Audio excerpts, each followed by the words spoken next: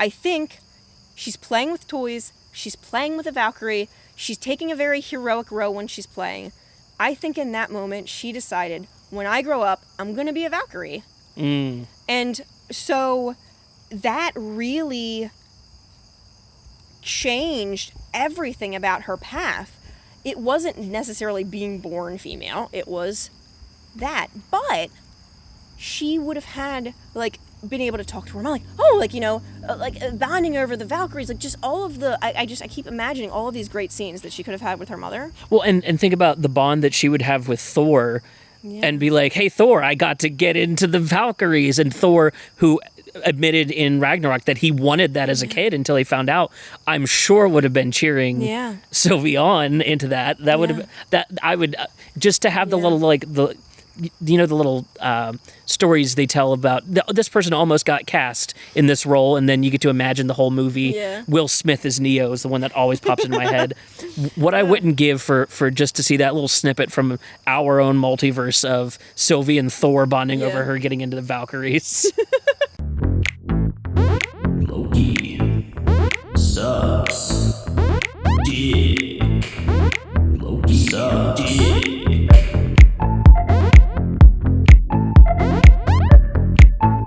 Welcome to our new in-between season secondary show, after show. It's After Dark.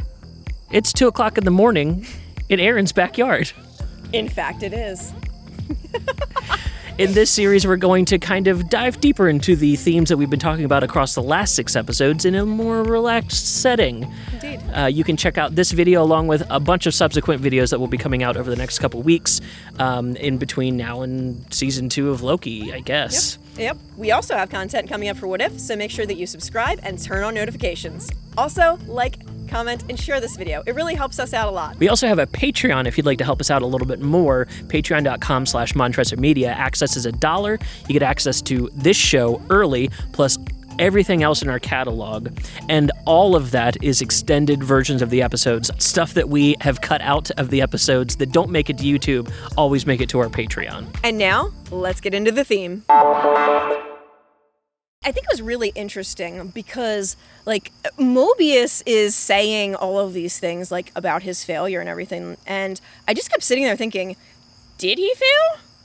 Because in the end, I mean, if you really watch the first episode, Loki is very, very against the idea that the TVA is controlling him. He talks about free will in that first episode more than I would say Sylvie does. So Loki keeps talking about free will over and over again. Before he's ever met Sylvie, before he's ever known that there were other Lokis, he's talking about free will and this idea that he controls his destiny. And, you know, even in the later episodes, when they go to the first apocalypse, he tells Mobius, like, we're the only ones with free will. So when Mobius is like, oh, you're going to fail, you're going to fail, you're going to fail, Loki's real goal seems to be free will. And in meeting Sylvie, he got that. Yeah. So I would say that pretty definably that even though everybody is, like, down on him throughout the whole course of the show, he still manages to somehow get what he wants. He didn't realize that that was how he was going to get it. Yeah. I mean, I think that he was on the same page with Sylvie that letting Kang continue to just run amok and whatever was not the right decision, that, like, they had to do something with the timeline. He wanted to wait a little bit longer, but free will was every bit as important to him as it was to her. And I would actually say that one of the intrinsic qualities of being a Loki is just having the desire, the need for free will. And you know, we talk about the Catholic themes that are in this. You know, when I was in Catholic school, free will over and over and over again. And, you know, that's something that's really important to me. So, like, that, like, really deeply resounded to me, this idea of, like, I would not want to be, you know, letting Kang just have the TVA control time. I would want to try and have free will too. Yeah. Yeah. Yeah, when initially we went into, like, what is Loki's goals for this series, even knowing that free will was going to be one of the goals was kind of eluded until the very last episode. Because I think I said initially that he wanted to escape the TVA or go back to the timeline. Yeah. And that did shift after the second episode. Everything. Actually almost every episode shifted stuff in some way. I love that. I love not knowing what to expect next and like being on my toes. Yeah, absolutely. But yeah, I think that idea that his goal all along was free will. Yeah. And that's why he was fighting so hard against the TVA initially until he found out. And that is why Sylvie is so compelling to him. Like Right. that's one of those reasons. I mean, obviously there's a litany of reasons, and we'll definitely be getting into that. Cut that if we got into it already. But, Sylvie has a lot of attractive qualities to him, but I would say one of the foremost is how important free will is to her. And also, like, she's so independent. Like, when he's asked what a Loki is, he's like, independent, style, authority. Like, those are the things that he wants to embody. When somebody asks you, like, who are you? Like, those are, most of the times, like, unless you're, like, really insecure, it's the traits you want to embody, you want people to see you as. And so you can tell that those traits are important to him. And when she's like, oh, I trained myself in magic, and, like, I made this plan myself and all of these things, like, he's like, she's amazing. Yeah. Well, especially since he spends a whole episode just even trying to figure out how to track her down. Yeah. Not even what her plan was the whole time, because that, by the time they figured it out, it's already too late. Like, she's successful for all intents and purposes in getting into the TVA and being able to get in eventually back to the Timekeepers. Yeah. Lamentus is just kind of like a sidestep to what she was going to do anyways. Yeah, Lamentus is just Loki getting in the way, causing a little mischief. And if she had like, let's say that our Loki wasn't there at all. If she had succeeded, do you think she would have gone on to get into the void and to get through Eliath and to find Kang, or was Loki intrinsically part of her discovery? Yeah. They both kind of like built each other's story forward to that point. I think this is probably in the text. I believe that Kang says basically, I made it so that you two would come together. Right. So I believe that it's pretty definably that the two of them need to come together. And I think especially to wrap back to that concept of failure, everyone has been telling Loki since he got there, literally every single person, even Mobius, who's like trying to help him for all intents and purposes, is like, you're gonna fail, you always fail, that's what Lokis do, your job is to fail so other people can succeed. And then he meets Sylvie. Sylvie doesn't have an other people. Sylvie has lived thousands of years on her own, and she disproves this theory that Lokis are born to fail. Now, I really want to do a follow-up video, and if there's interest, definitely let us know in the comments on what is a Loki, and let us know also what you think the definition of a Loki is down below. Yeah. Because I think that's a really interesting concept to get into, because every episode I kind of changed my mind, and at the beginning of my rewatch I had an idea, and then I'm like, nope, I think it's something different. So I may change my mind again. Well, and it has to be so intrinsic that a sentient alligator version of you would hold true to whatever that is. Yeah. And, it's not even just that they say that he is going to fail. They tell Loki who he is. They assume who he is. You're a pussycat. You're not dangerous. You like to talk and things like that. And I would actually argue, rewatching it, one of the things that I noticed is Mobius tells Loki, oh, you like to talk. Loki really only seems to talk when he's in survival mode, when he's scrambling. Loki, like, problem solving on his own, like, with Sylvie, he does talk, but it's not anywhere near the same. And I think that's, like, one of those first times that there's, like, an intrinsic, like, disconnect between how other people are perceiving him and how he actually is. Yeah. And that really resounds with him. When Sylvie first shows up in the void, Loki almost, like, gives her the space to lead through from that all the way, I guess, up until they meet Kang. Like, he kind of, like, takes the back seat, the co-host part of it, and, like, watches her as she goes through her process and just kind of like gives her the space to think and speak. And I thought that was a really important aspect of his character growth, going from he's not scrambling anymore. I mean, he's not in his wheelhouse, but he's not scrambling anymore. So he doesn't have that need to like interject himself into it. He's still surviving. He still has that survival mode, but it's not like a fight or flight panic survival mode after he's gone through everything that he's gone through. Exactly. He's went through this redemption arc, this very Jesus level redemption arc. And, it really, it's shocking watching episode 6 and then going back, especially watching episode 2, because he's talking to Mobius a lot. Like, this is what a Loki is. This is what a Loki is. This is what a Loki is. Because I think it struck him so deeply that everybody there is like, no, this is what a Loki is. And he's like, wait, I've been a Loki all my life. And that's one of those things that goes into a queer, like a big queer theme of just, needing other people to understand you for who you are. Like, I don't want to have to pretend to be cishet for people to like me. I want to just be able to be me.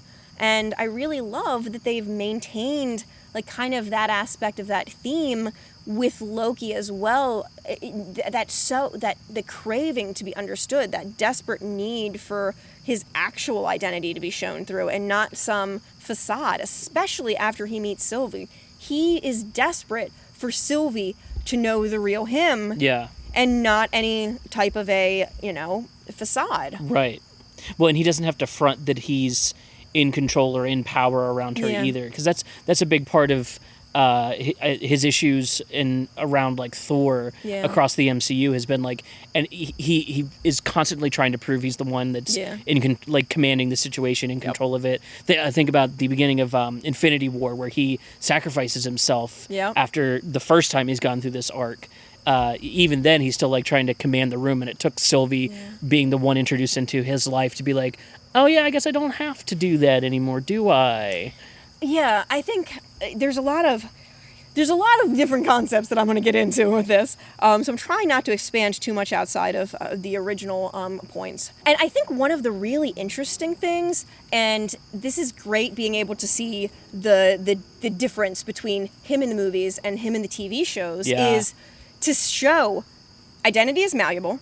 This is the same 2012 Avengers Loki going through 2 different paths that take him to completely different places that make him 2 completely different people. And it's the theme of like just identity being so malleable, and this belief that you can invent yourself, you can be what you want to be. You don't have to be what people tell you your personality is or what your defining trait is. Like, you're not your MBTI or your fucking zodiac sign. And I really enjoyed that theme. Yeah, absolutely. And I think it's important the way that his interactions with other Lokis seems to like spark that idea within them, that they're, just because they are a Loki and they know that there are other Lokis doesn't mean that they can't make alterations to their iteration. We saw that with classic Loki choosing to assumably kill himself for the other 2. Pretty much, yeah. We even saw the sparks of that change in Kid Loki as he goes off on to do his own adventures, and I'm sure get reintroduced back into the timeline somewhere. Maybe in Young Avengers, huh? Right, yeah. I love that idea, and I love that it took one of them being brave enough to like accept that about themselves, that anytime, like, if you interacted with a version of yourself that was genuinely changed, and you knew enough about yourself to know that is different from me, it's a really interesting idea. Like, not something I've seen executed in media before. Yeah. Something that I say on Twitter a lot is that, especially if you have a really controlling family or a really overprotective family, that you should always go like 200 miles away from home and live there as soon as it is financially viable. Because especially when you are not the same type of person that your parents are, like, I'm very neurodivergent, my parents are very neurotypical, so like if there's just differences in personalities and things like that, you can think that like you're a failure or that you're not good at anything, and because everyone that's around you does, they do things normally and easy. They don't cause mischief. They don't cut off Sif's hair. They're just Thor. They go off and they save the universe and stuff. So I think that you really need to be around the right people people like you, people who get you and are just vested in your development so that you can really make sure that you are finding who you are and you're not just continuing to try and fit yourself in your family's mold. Yeah, it took Loki's trip off the timeline to discover this new group that we haven't seen before. Exactly. To learn those things about himself. And yeah, it's totally true in your, someone's personal life. Even if you don't move away, travel a lot. Yeah. You know what I mean? Like take extended times, like not just a weekend far away, but like try a week or 2 or 3 weeks. I would say a minimum of a year. Yeah. A year is a pretty good point. I'd say 18 months because for a lot of people, 18 months is like enough to see if something is like a permanent change in their personality / life, or if it's just like a temporary thing, especially if you're ADHD and have hyperfixations. It's about how long they tend to last. Sure. So this brings us into a really good other queer theme that just was masterfully conveyed in this. And that is just the whole, a lot of queer people cannot go home for one reason or the other. They're cast out, or even if they can go home, they're not understood there. Their family is cishet, or, they accept you, but they don't really accept you. So it's so good to see basically every character, literally every character, cannot go home to who they used to be. You can never go back to the person that you were before you were in the when you were in the closet after you come out. Right. And it's really interesting seeing Loki really developing for the first time outside of his brother's influence. Yeah. And how remarkably different it is when you are developing around people who actually get you. Yeah. Like everybody, one of the criticisms of this show is that Loki doesn't feel like Loki. And as an autistic person, I would say Loki doesn't feel like he's masking. Loki doesn't feel like he's trying, and for a non-autistic, like a neurotypical perspective, Loki isn't pretending to be somebody that he's not around his family to try and get their approval, because all he wants is his mother's approval. Yeah. Are you proud of me, mother? Right. Like, that is so important. He needs that approval, and because they are just different, he can't get it at home. Yeah. And it is only around people that are like him that he starts to change. And it frustrates me that a lot of people will say, it's just Sylvie, because literally every character that helps him on his journey, Mobius and all of the other Lokis and Sylvie, are definably parts of his growth and development. Yeah, absolutely. Yeah. Well, and they like just whole ass doubled down on the you can't return home aspect just with the closing shots of the last episode. He's if not in a different timeline altogether, in a branch reality that he doesn't understand now, that doesn't have the people and the growth that he got with those people along with him, and this is for the foreseeable future. Like, if things splitting here in Loki is the beginning of it, it's going to be a long time until there is a sacred timeline, if there even is one ever. And for Sylvie and Loki, it's very clearly conveyed how much they still love their family, even if at least Loki's case. Sylvie, I don't know as much. We're going to talk about her a little bit more, but Loki, I feel like, he really, he saw all of these interactions that he had with, Frigga on her death. He saw Odin at the end of Ragnarok. He saw Thor just devastated over his death. Things that he, at that time in his existence, probably would have never conceived of seeing. Yeah, absolutely. And you see how heartrending that is. That's one of the first big things that really, triggers a change in him. Yeah. And then you see Sylvie, just the look on her face when Loki is talking about his mother, and she wants to know because she wants to imagine that she had that experience. She wants to be able to have that material to fantasize about it, whatever. But it's breaking her to know that she could have been there with her mom, but she wanted to be better, and so now she can't. And her mom, her assumable mom, would have been into the same things as her, like enchantment and magic and learning those things. So she would have had probably similar, if not even more intense bonding experiences with her mom than Loki got to. Yeah. That's rough. It's like, the more I think about it, the more tragic it is. Yeah. I'm struggling right now because at some point in time, I need to introduce the Sylvie as a Valkyrie thing. Let's do that in the Glorious Purpose. Okay. Because otherwise, I'm going to be having to figure out, shit, have we announced that yet? And I don't want to repeat myself. I would try to remember that. You know, if the theories that we've seen online are true, and, you know, Sylvie was, you know, she says that the whole thing was, you know, I was born the goddess of mischief, and at some point her path progressed to the point where it diverged, which I take to mean that it's not just the fact that she's a girl. I don't think that's it. I think if it was that, she would have just been pruned at birth. Period. End of subject. I think she's playing with toys. She's playing with a Valkyrie. She's taking a very heroic role when she's playing. I think in that moment she decided, when I grow up, I'm going to be a Valkyrie. And so that really changed everything about her path. It wasn't necessarily being born female. It was that. But she would have had, like, been able to talk to her mom, like, oh, like, you know, bonding over the Valkyries, like, just all of the, I keep imagining all of these great scenes that she could have had with her mother. Well, and think about the bond that she would have with Thor, and be like, hey, Thor, I got to get into the Valkyries, and Thor, who admitted in Ragnarok that he wanted that as a kid until he found out, I'm sure would have been cheering Sylvie on into that. That would have, that I would, just to have the little, like, the, you know, the little stories they tell about this person almost got cast in this role, and then you get to imagine the whole movie. Will Smith as Neo is the one that always pops into my head. What I wouldn't give for just to see that little snippet from our own multiverse of Sylvie and Thor bonding over her getting into the Valkyries. So, Seth, what would you say is your glorious purpose?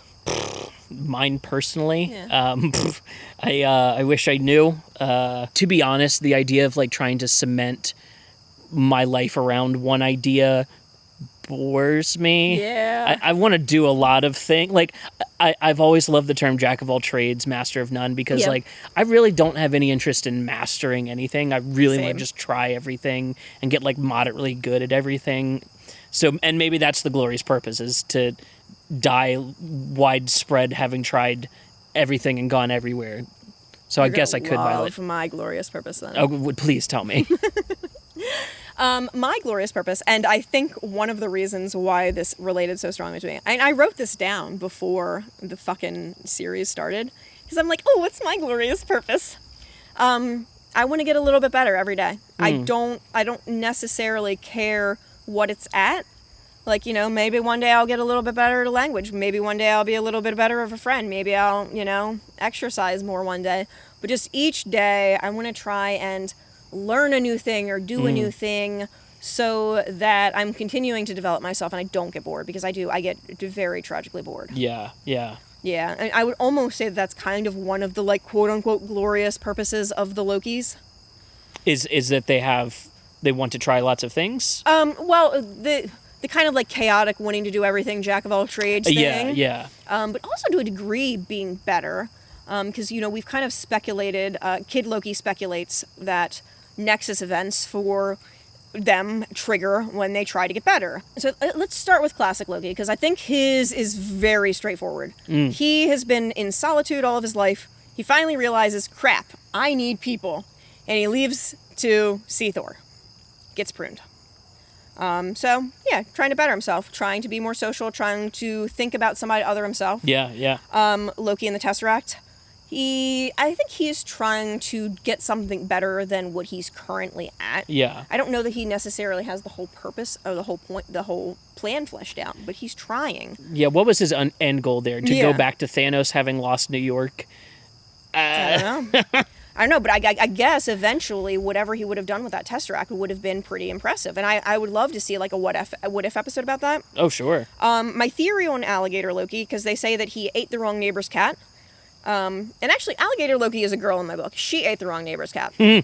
I believe that she ate Chewie, or Goose, in the movie Captain Marvel. The cat got renamed. Yes. Which is the cat that eats the Tesseract. I believe that that she was trying to get the Tesseract to improve her life. I think Sylvie's was deciding to be a Valkyrie. So when let's circle back to film. Let's circle to the show a second. We see her playing with toys. Yes.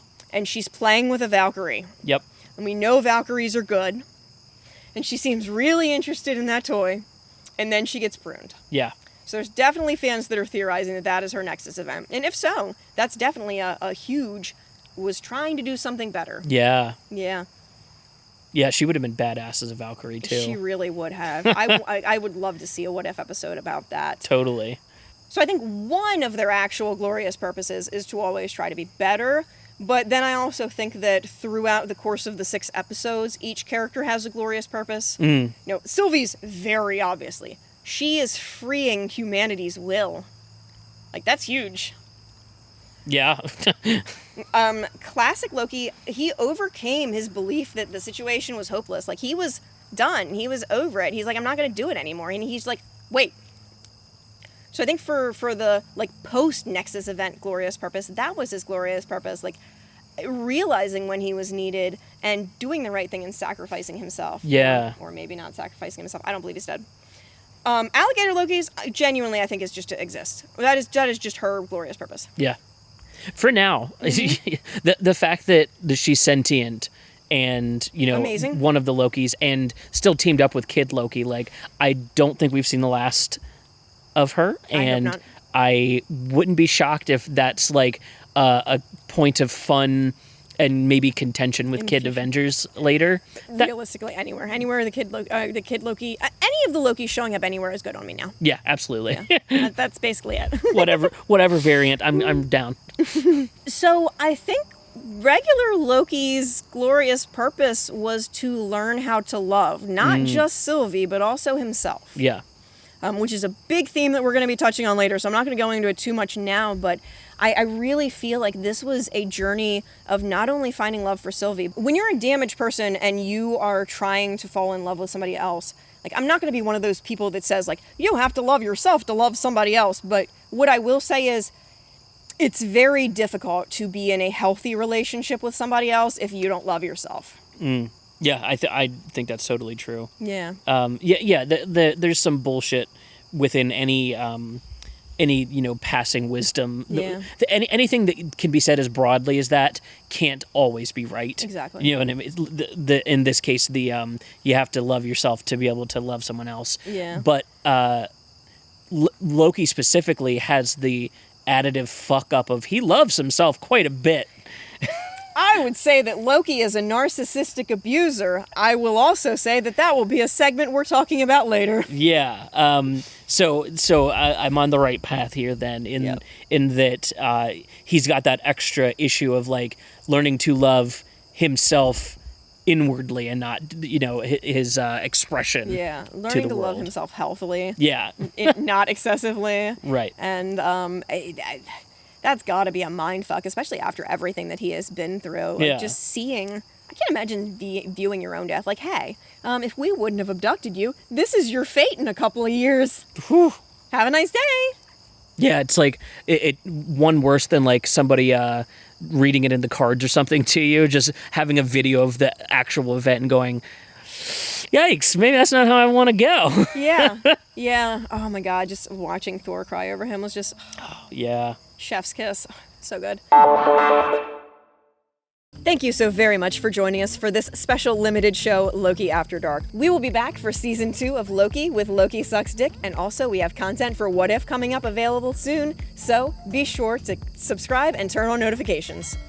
If you could also drop us a like and share this video out, that would be very helpful. And beyond that, for $1, you can help us out every single month on Patreon. That's patreon.com/MonchesterMedia. It gives you access to our entire library of extended episodes, stuff that you've never seen here on YouTube, as well as our Discord link, which you can probably find in the description for this as well. We have a hop-in Discord that we'd love to see you there. We'd love to talk to you there. I think my favorite channel in the Discord is Dick Butt, our meme channel, where you can just drop most memes. Yeah. Non-offensive memes. Yeah. Also, the channel for Loki Sucks Dick is very popular right now because I post a lot of Alligator Loki stuff there. Yes, you do. Be sure to like, comment, and subscribe. It really helps us out a ton. Thank you so very much for watching and have a lovely day.